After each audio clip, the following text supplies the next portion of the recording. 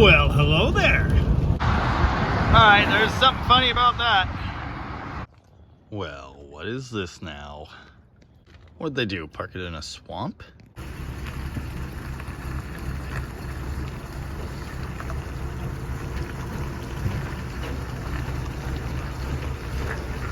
Today on Dead Dodge Garage, it's the Iron Goat 2.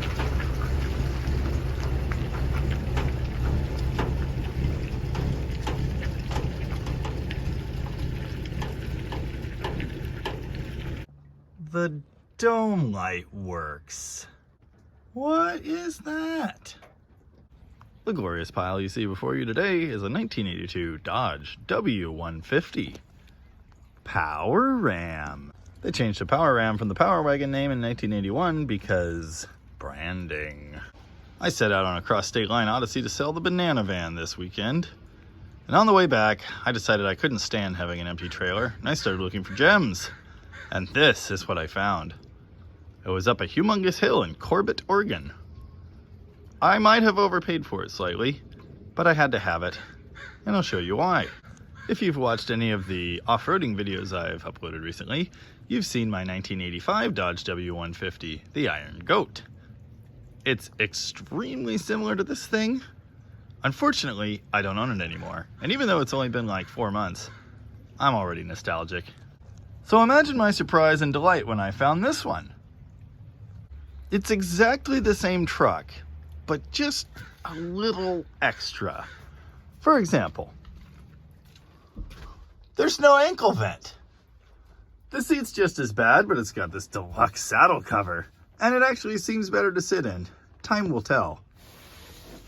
It has a dome light, and it works with the doors. This tried falling off on the highway. Turns out, parts stay on better if they have screws in them. It's got a slant 6 in the bed. But even better than that, it's got a slant 6 under the hood. I dumped some hail on it, but anyway, that's fine. You may notice it's got a Weber and some other stuff. Yep, don't worry about that.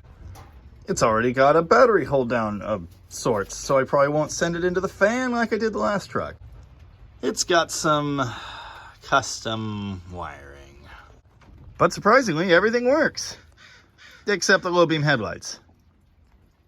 And the fuel gauge some of the time. And the temperature gauge all of the time. And the parking brake's a little weird. And the doors don't always want to open. Oh, and it doesn't rev very well. It idles fine. Fun story. At one point, I rescued an 83 D150 two-wheel drive from the junkyard and used it as a shop truck for a while. Unfortunately, it didn't have papers, but it was the best running, happiest slant 6 I had ever heard. These 80s ones have hydraulic cams. They run smoother, they rev nicely, they just sound good. Well, this one kind of doesn't, but it's all the old owner's fault. It's fine. We'll fix it. Not a big deal. Admire the white factory steelies and vacuum locking hubs. Only used from 81 to 83, and they're supposed to work okay. These ones seem to. It also has decent tires, which I don't even know what to do with. You'll notice the back sagging a little bit. That's because there's a slant 6 bumped up against the tailgate.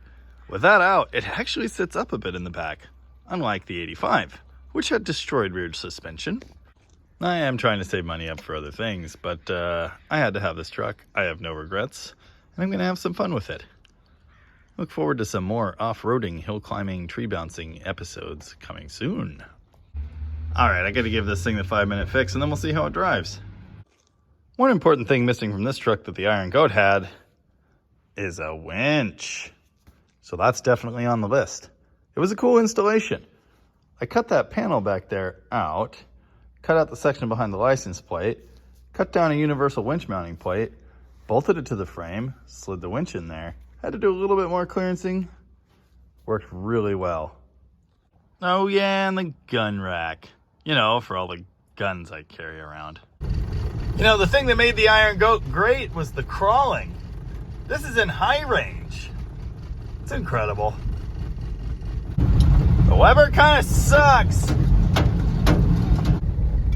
turn signals. Now the brake light's only on because the pedal falls down. Yeah, it's still undrivable. It would have plenty of power, it just cuts out. It's weird. Yeah, tremendous.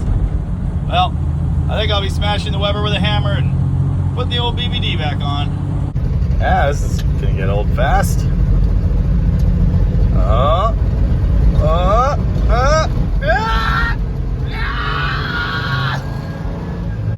You know what I noticed other than the dog crap carburetor? This thing drives awesome. Oh, it died. It steers nice, it handles nice, it brakes nice, straight. Yeah, if it would stay running, that would be awesome. Okay, so obviously we need to tweak it. But man, it's sitting here running, idling all nice.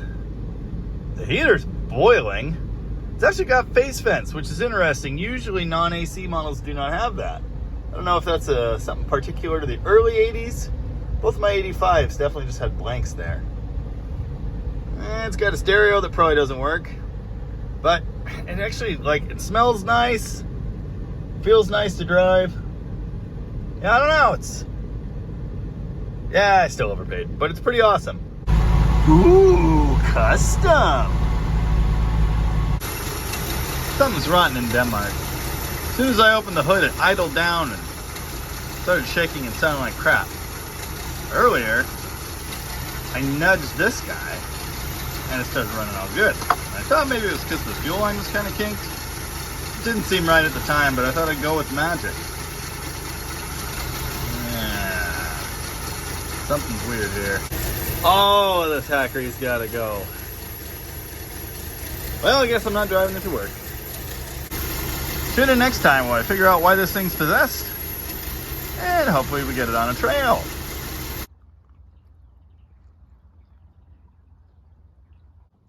It leaks oil? I am shocked and appalled. You know what I really like about this truck? It looks like it belongs here.